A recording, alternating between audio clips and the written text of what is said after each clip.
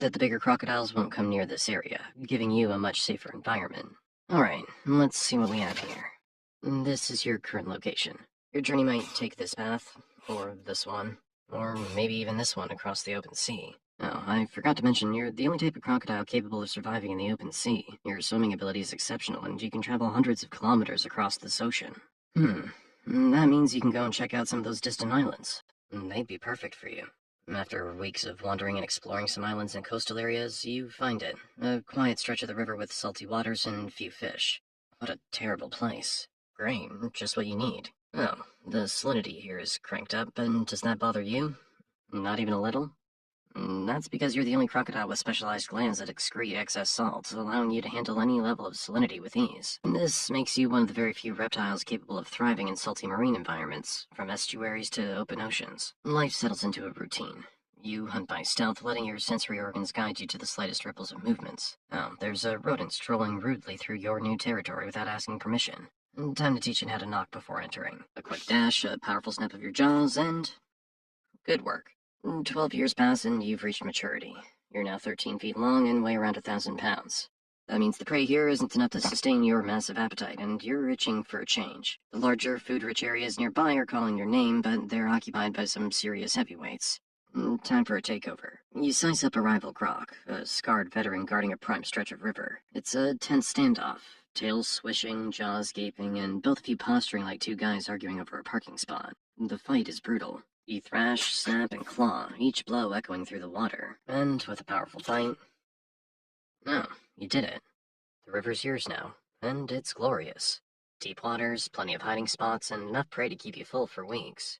Life improves. You strut proudly through your new territory, sampling all kinds of delicacies. A bit of that wild boar, some of that gazelle, and oh, that shark looks absolutely delicious. You caught it just a while ago during one of your casual strolls through the open sea. When you're full, you head to the depths to stash the leftovers, ensuring no intruders get near it.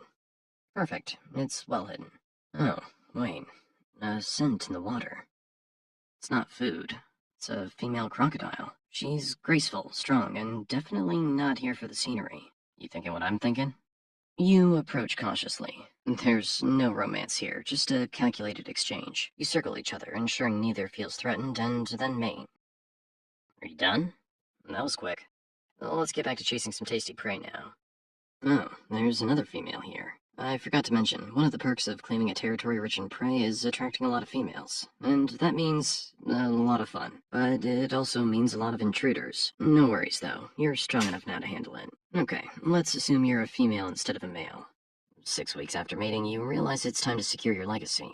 That means building a nest, a sturdy, hidden fortress to protect your soon-to-be hatchlings. A sunny, elevated patch near the water will do just fine. It'll keep your eggs from getting washed away in the next flood.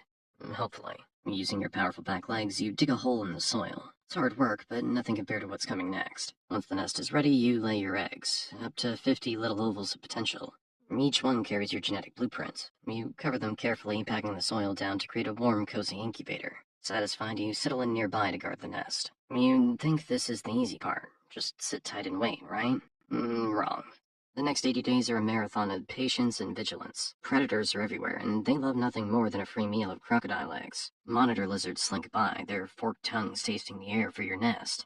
Birds perch nearby, watching and waiting for an opportunity. Even other crocodiles might decide your eggs look like a convenient snack, but you're not having it. Every time something comes too close, you charge with an earth-shaking hiss, jaws snapping. Most intruders get the hint and back off. The ones that don't, well, let's just say they don't get a second chance. After what feels like an eternity, the soil above the eggs start to shift. You hear faint chirping sounds. Your hatchlings are finally breaking free. Your heart swells. Not with warmth, you're still a cold-blooded reptile, but with the satisfaction of knowing you didn't sit around for 80 days for nothing. You dig carefully, removing the packed soil to help them emerge. Tiny, squirming bodies wiggle.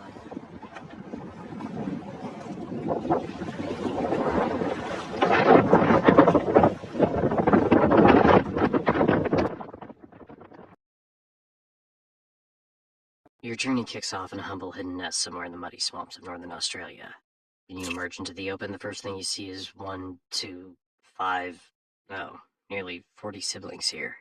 What a massive family. A shadow looms over you. Wait, it's your mom. Maybe she's here to give you a warm welcome to the world. Ow.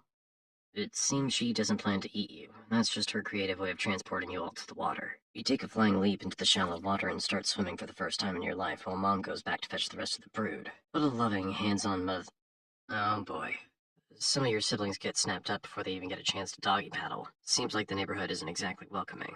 Predators are everywhere. You quickly dive underwater, following a few of your remaining siblings. Your long, slender body makes you almost invisible in the murky depths. That's when you realize you've got an edge over all the other swampy predators. Your color. That grayish-green hue blends perfectly with the reeds, and the second thing is that you can hold your breath underwater for up to 2 hours. Mom returns with another batch of siblings, only to find the swamp's unofficial buffet has taken out half of your first group. Only you and 7 others make it. Let's see how this new batch fares. Mom does her best to fend off intruders, but when you've got dozens of tiny snacks wriggling around in a swamp full of predators, it's no cakewalk. A few intense minutes pass and your mom finally secures the area, but not before losing 80% of her kids. And guess what? You're one of the lucky ones. So far, anyway. You cautiously slink off to hunt for some tiny fish to fill your tiny stomach. Or maybe that bug over there would be a better choice. Crunchy. The first days of your life are spent swimming in your mom's swamp, hunting whatever fits in your mouth.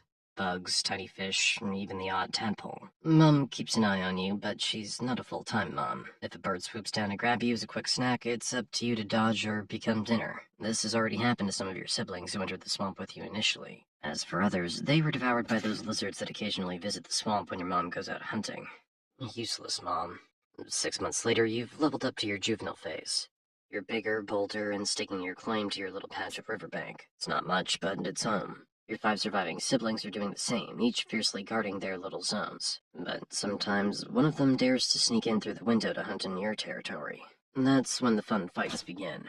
Not for you, but for the other siblings who sit and watch the show. The fights usually don't end in death, but these wounds are enough to leave you in pain for 2 days. By the way, your diet's had an upgrade. You've moved from kitty snacks to more satisfying fare. Crabs, fish, and frogs. If it moves and fits in your jaws, it's dinner. Oh, and did I mention your ultimate superpower? No, not that. It's your skin, covered in tiny super-sensitive dots that let you feel water vibrations from up to 65 feet away. Basically, you're rocking an internal surveillance system that can detect nearby dangers or potential feasts. It looks delicious. You silently pursue it, letting the murky waters conceal your approach. And with a powerful snap, the fish is yours. 3 months later, and the dry season sneaks up on you like a surprise test. The once sprawling swamp shrivels into a network of tiny, crowded pools. Water evaporates, leaving behind cracked mud, exposed fish, and a very grumpy crocodile population. And honestly, no one likes a cranky croc, especially when everyone's hungry. The food becomes an elusive treasure. Your diet takes a nosedive in quality as you scrape by on whatever you can find. Oh, look there. That little fish might do the trick. What do you think? Just let me finish my sentence. Anyway, enjoy your meal. Oh, your brother swoops in and steals it straight from your jaws. You glare at him, too tired to retaliate, and sink into the muddy water, grumbling to yourself. Starvation never looked so petty. As if that weren't bad enough, the adult crocodiles start moving in, claiming the remaining waterholes and taking whatever prey they want. Don't worry, you're not even worth a glance to them. Unless they're hungry. Hold on. There's a massive adult that glides into your pool. You hold your breath and retreat to the farthest, shallowest corner, praying it doesn't decide you're worth the effort. It doesn't, but the close call leaves you shaken. Oh, he left.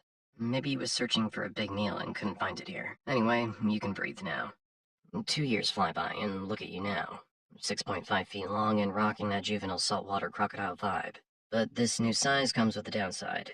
Hiding under branches is no longer an option. You're far more visible now, making you an irresistible target for every predator in the area. So it's time to pack up and leave. Time to find a new place with fewer predators and, unfortunately, fewer feasts. Sure, it's not exactly a glamorous trade-off, but at this stage of your life, you're not picky. You'll take whatever you can get, as long as it doesn't come with teeth aimed at your neck. Your goal now is a territory that's less attractive. Gather as many as you can in your jaws. Your fearsome teeth, designed for crushing bones, now handle your offspring with the care of a mother cradling her newborns. You carry them to the water, depositing them in the shallows. It's their first taste of the swamp. But there's no time to celebrate. The neighbors have already noticed your brood. Birds, lizards, even fish start circling like party crashers who didn't get an invite. Some of your hatchlings don't make it.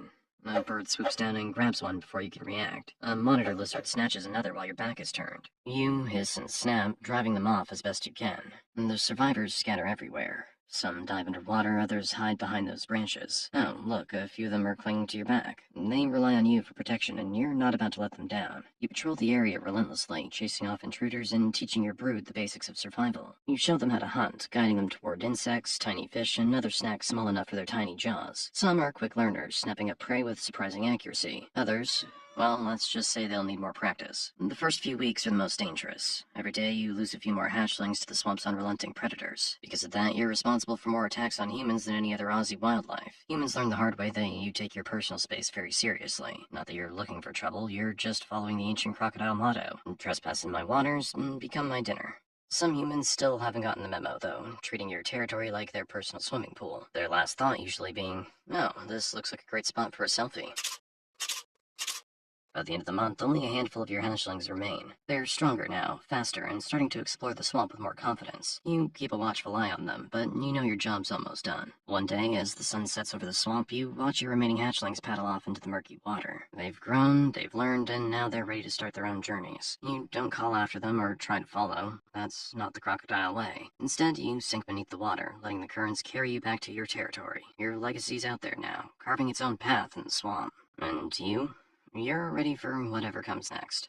Maybe another rest, and maybe another rival to chase off. Or just a long nap in the sun. By the time you hit 20 years old, you're at a staggering 20 feet long and tipping the scales at over 2,200 pounds. You're actually the largest living reptile. Every inch of your body's built for domination. Muscles coiled with power, a jaw that snaps with over 3,700 pounds of force, and scales so thick they're practically armor. Rivals steer clear of your domain. Even the boldest juveniles know better than to test the patience of a crocodile your size. The occasional intruder tries to push their luck, but one whip of your tail is enough to send them packing.